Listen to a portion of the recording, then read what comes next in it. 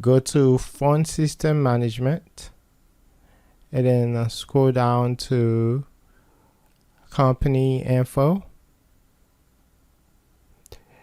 and then you click account settings